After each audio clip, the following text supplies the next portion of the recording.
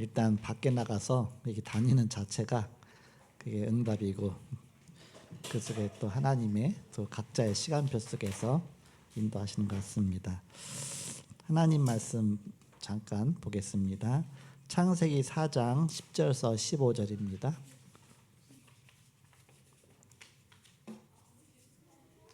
창세기 4장 10절서 15절.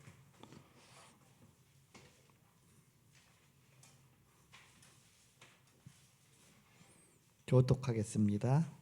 제가 먼저 10절을 읽겠습니다. 이르시되 네가 무엇을 하였느냐? 네 아우의 핏소리가 땅에서부터 내게 호소하느니라.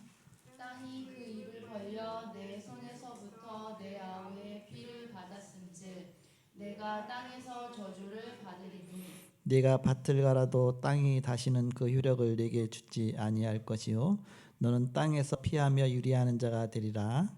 가인이 여호와께 아뢰되 내 죄벌이 지기가 너무 무거우니이다. 주께서 오늘 이 지면에서 나를 쫓아내시온즉 내가 주의 낯을 비옵지 못하리니 내가 땅에서 피하며 유리하는 자가 될지라.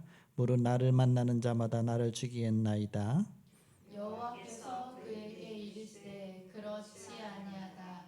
가인을 죽이는 자는 벌을 7배나 받으리라 하시고 가인에게 표를 주사 그를 만나는 모든 사람에게서 죽임을 면하게 하시니라. 아멘. 인류의 모습입니다.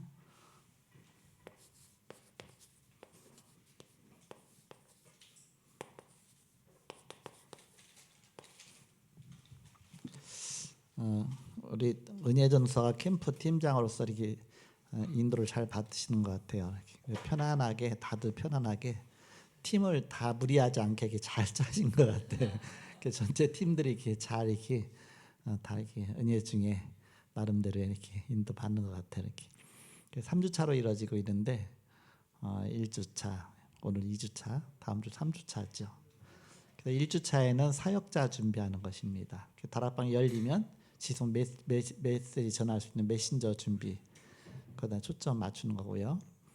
물론 이렇게 영접운동 폐고 뭐 다 하는 겁니다. 전체가 다 합쳐져서 이루어지는 거니까. 2주차 때는 이렇게 장을 준비하는 것입니다. 장 준비. 된장, 고추장 말고 조장. 네. 장을 준비하는 것입니다. 장. 그래서 다락방 문을 여는 것이죠. 그리고 마지막 3주차에는 이제는 세팅하는 것입니다. 세팅. 그렇게 해서 메신저와 그리고 이렇게 조장과 그러면서 시간과 장소와 요일과 여러 가지 세팅 다 해서 이제 실제적으로 이제는 다락방이 구축이 되는 것이죠. 그래서 이제 그게 딱 세팅되고 나면 그 이제 D-Day를 가집니다. D-Day는 이제 네 번째 주에. 네 번째 주는 현장을 안 가지만 캠프 헌신 예배거든요. 네 번째 주에는 캠프 헌신 예배 때 D-Day로서 이제는 다락방 확정된 것에 대한 임명식을 좀 갖고 그렇게 다락방도 되겠지만 뭐 미션홈 전문교회 지교회 다 되겠죠. 그래서 망대죠, 망대. 지난번 캠프 때에 구양 미션홈하고 세국 미션홈이 구축이 됐죠. 그래서 지금까지 지속되어지고 있습니다. 이제 그동안은 이제 제가 사역자로 뛰었는데 제가 이제 더 이상 사역자로 뛸 수가 없어. 이렇게 다 차갖고서 이렇게. 그래서 이제는 다른 사역자들을 또 이제 세워야 되는 그 시간표 속에 있습니다. 그래서 이번에 이제 다음 주에는 개설 예배를 드리고 그 다음 주에는 이제 임명을 이제 교회 앞에서 할 수 있도록 그런 D-Day 주간을 가지려고 이렇게 하고 있습니다. 그 가인과 아벨이 하나님께 불신앙하고서 타락한 다음에 이제는 창세기 3장 아래 빠져 있죠. 그 자녀에게도 또 그게 그대로 영향이 가서 가인이 아벨을 돌로 쳐 죽이잖아요. 이렇게 그러니까 인간 창조된 지 얼마 됐다고 이제 2대 만에 벌써 살인자가 나오게 되죠. 그 사단이 그만큼 막 역사하는 것이죠. 이렇게. 그래서 불신자 상태는 사단이 점점 장악해가는 현장입니다. 그런 문화죠. 그것들이 후손에게 그대로 전달되는 것입니다. 이것이 인류의 모습이다. 왜 이렇게 처참한 이런 문제가 터지느냐. 성경에만 나와 있죠. 모든 인간 모든 문제의 원인에 대해서 나오고 있습니다.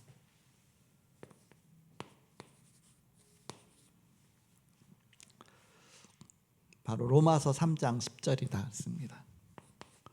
의인은 없나니 하나도 없으며 그렇습니다. 모든 인간이 죄에 빠졌습니다.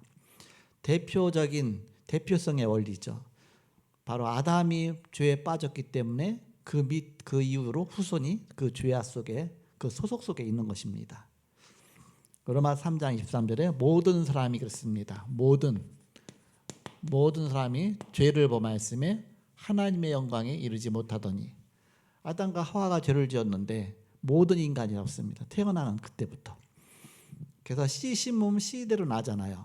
인간은 그만큼 이제는 타락한 씨가 된 것이죠. 창세기 2장 17절에 그럼 어떤 죄를 지었느냐?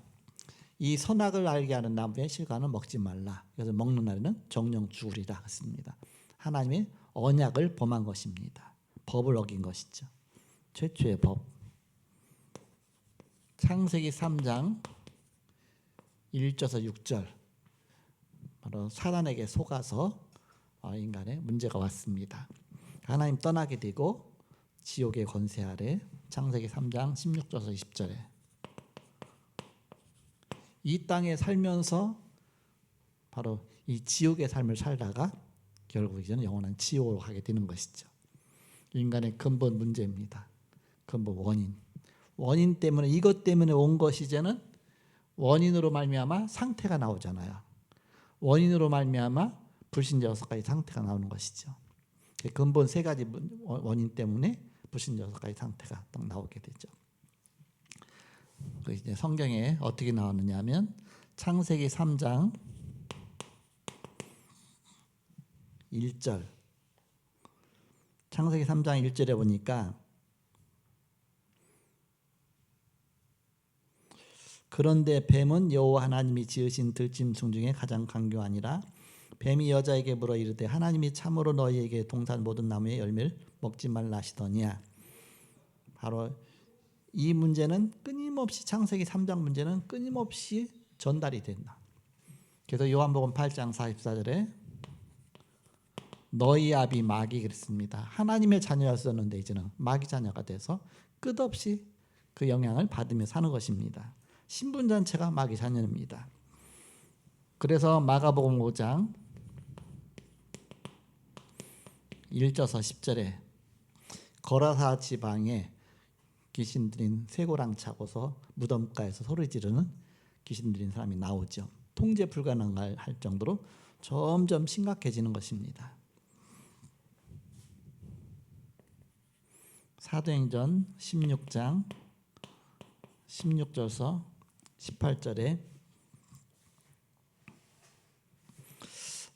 귀신 들린 여종이 나오죠. 그래서 예수의 이름으로 귀신이 떠나가게 되죠.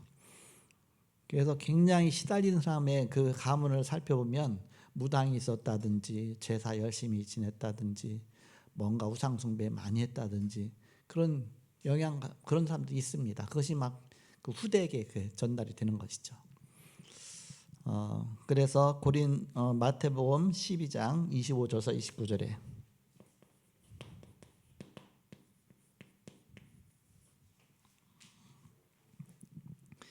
이제 한 가정이 무너지는 것이죠. 저보다 더 악한 귀신 바로 7 그렇게 바로 엄청난 문제가 온 것이죠. 그래서 그것을 고린도서 4장 4절 5절에 보니까 세상 신 그랬습니다. 세상 신. 계시록 2장 9절에서 10절에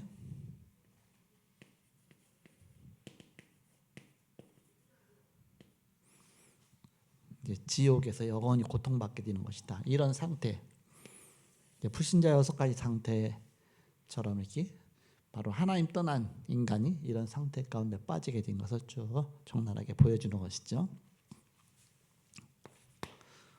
두 번째입니다. 인간의 문제는 지금도 계속되고 있습니다. 그 문제는 지금도 똑같이 반복되고 있다. 왜냐? 그때 역사했던 사단은 지금도 살아있기 때문에, 지금도 역사하기 때문에.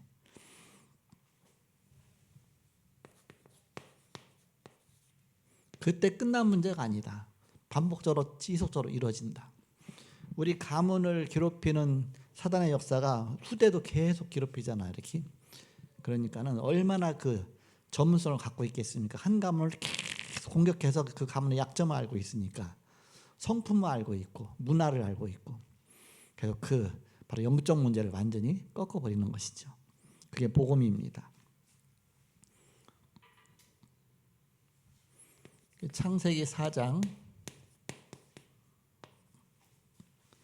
4절에서 5절에 보니까 아벨은 자기도 양의 첫 새끼와 그 기름으로 드렸더니 여호와께서 아벨과 그의 제물은 받으셨으나 가인과 그의 제물은 받지 아니하신지라.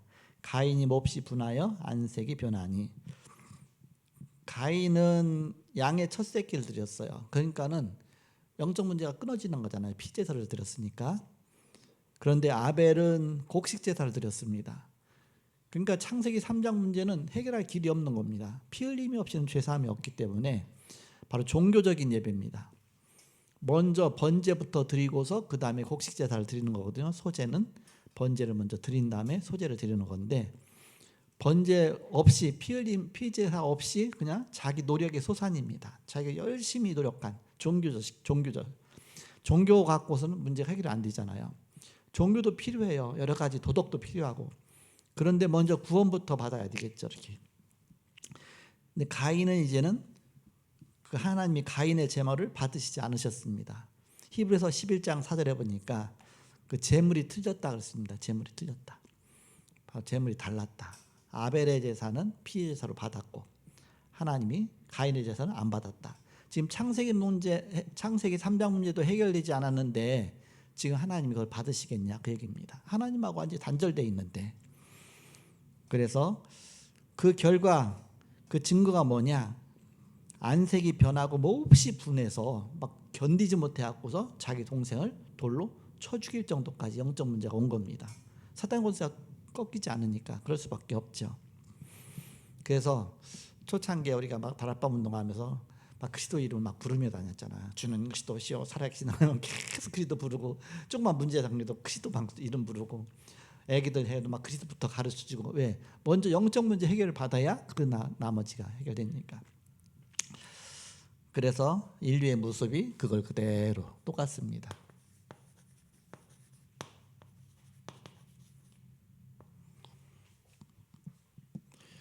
바로 원한의 연속입니다. 원한을 갖고 살고 있어요. 이렇게. 4장 10절에 보니까 이르시되 네가 무엇을 하였느냐, 네 아우의 핏소리가 땅에서부터 내게 호소하느니라. 아까 이제 우리 이베드로 장로님 그 현장 갔다 온 말씀하셨잖아요. 그 상처 때문에 그분 어렸을 때 이렇게 뭐 젊어 26살 된가 그때 이렇게 받은 상처 때문에 지금까지 꽁 하고 있어갖고서 벌써 지난 게 지금 90, 80세면 얼마나 많이 지났습니까? 그러면 그것이 가득한 때인데 그게 상처로 와서 사단이 또아리를 들고서 그거 갖다 완전히, 그래서 그걸 갖고 지금까지도 복음 못 받게 하는 사단의 전략 아닙니까? 이게 원한의 연속입니다. 이게 반복이 되는 것이죠. 뭔가 상처 줘놓고 나서 사단이 그거 갖고서 그 사람을 장악한 겁니다. 각인 뿌리 체질화된 것이죠. 그렇게 이렇게 완전 운명이 돼버린 것입니다. 그 원한의 연속입니다. 그러면서 저주 아래 있는 것이죠. 4장 12절 땅이 그 입을 벌려 네 손에서부터 네 아우의 피를 받았은즉 네가 땅에서 저주를 받으리니. 있습니다. 이제 이게 점점 저주가 쌓이는 겁니다. 이제 가인이 아벨을 쳐 죽여서 거기서 또 저주가 또 쌓이죠. 이렇게 하와 그 범죄한 것 때문에 쌓인 그 저주가 있는데 거기다 또 점점 더 커지는 겁니다. 그러니까 자손 대대로 그게 점점 커지는 것이죠. 자손 3, 4대까지 저주가 그때 그대로 전달된다 그랬죠.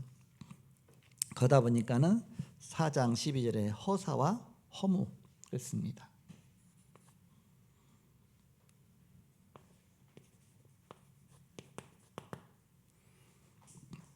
4장 12절에 네가 밭을 갈아도 땅이 다시는 그 효력을 내게 주지 아니할 것이요 너는 땅에서 피하며 유리하는 자가 되리라. 땅이 저주를 받았는데 사람이 그 저주 받은 땅 위에서 살아야 되니까 하는 일이 이게 제대로 열매를 맺지 못하는 겁니다. 허사와 허무하고 뭔가 곡식이 제 효력을 발휘해주지 못하니까 얼마나 힘들겠습니까? 그러면서 후회하면서 사는 것이죠.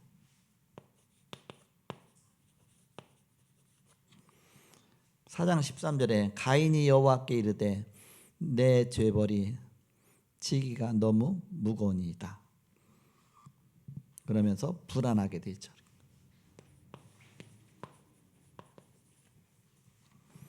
4장 14절에 주께서 오늘 이 지면에서 나를 쫓아내시온즉 내가 주의 낯을 베옵지 못하리니 내가 땅에서 피하며 유리하는 자가 될지라 우리 나를 만나는 자마다 나를 죽이겠나이다.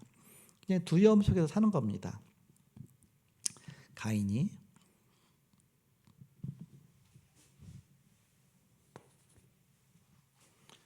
세 번째, 그런데 하나님이 기회를 주셨습니다.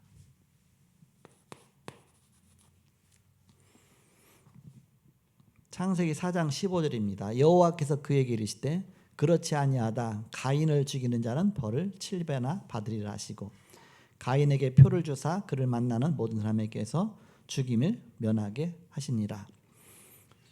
가인을 죽이는 자는 이제는 벌을 7배나 받을 것이다.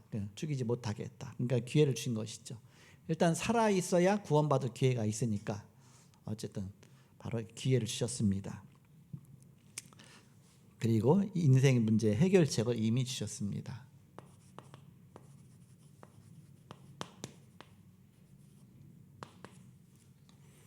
창세기 3장 15절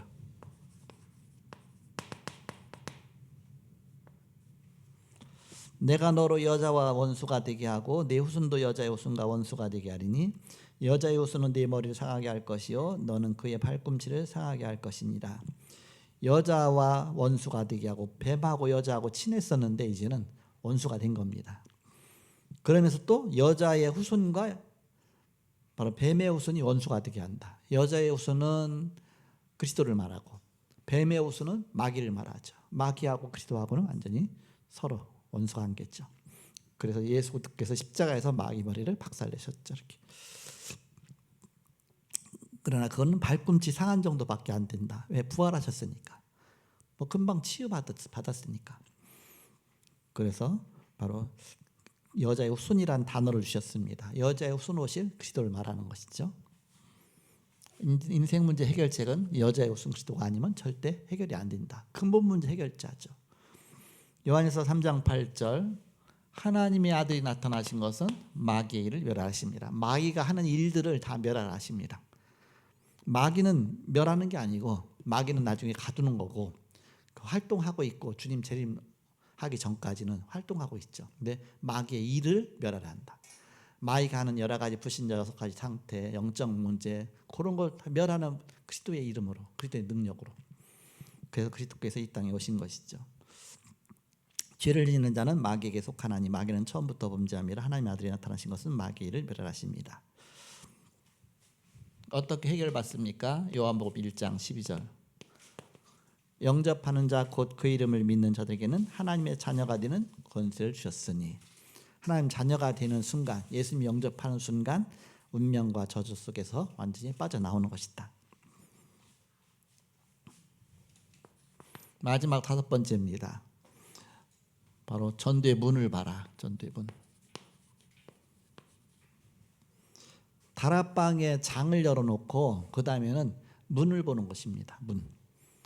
새 가족이 문이고 다락방 자체가 문이고 제자가 문이고 사명자가 문이고 그럼 문을 파고 들어가면 전도의 문이 자꾸 열리거든요. 그래서 또 다른 문을 자꾸 여는 것입니다.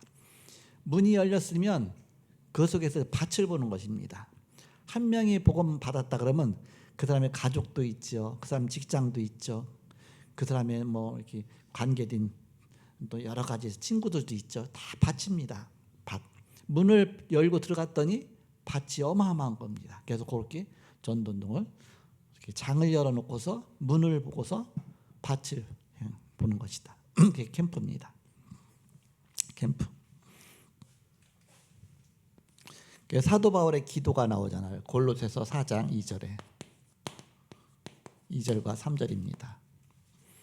그 4장 2절과 3절에 기도를 계속하고 기도에 감사함으로 깨어 있으라.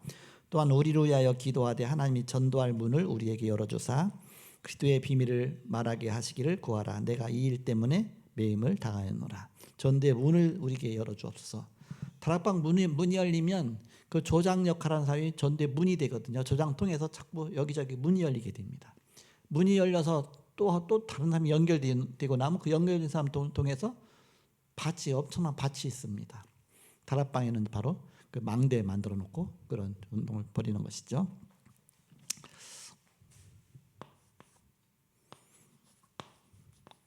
문이 열리면 또 영접하는 것입니다. 요한복음 1장 12절 영접. 그러면서 에베소서 6장 10절에서 20절에 바로 영적 무장하고서 자꾸 이제는 더 큰 그런 밭을 향해서 가는 것이죠. 그래서 끝으로 주 안에서와 그 힘의 능력으로 강건하여지고 마귀의 간계를 능히 대적하기 위하여 하나님의 전신갑주 입으라. 영적 싸움 하는 겁니다. 전신갑주 입고서 그렇게 하면서 점점 이제 바로 이렇게 현장을 장악해 나가는 것이죠. 그게 캠프입니다.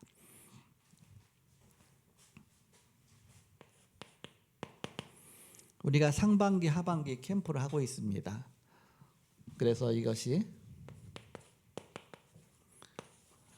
지속하고 있다는 자체가 감사하죠. 캠프를 지속하고 있는 것인데 그래서 우리가 기도하면서 1년 동안의 스케줄 속에 망대가 연결되어 있잖아요. 그 망대에서 계속 말씀 운동하다가 캠프 기간을 놓고서 미리 준비하면 됩니다. 그래서 이 지역에 평상시 만났던 사람들을 다 이렇게 적어놨다가 전도 대상으로 적어놨다가 바로 캠프 기간이 오면 그 상반기 하반기 캠프 기간이 오잖아요. 그럼 그때 캠프 팀들 데리고서 그 현장 가서 그 만난 사람들 연결시켜 주는 겁니다. 그럼 영접 운동이 많이 일어나겠죠.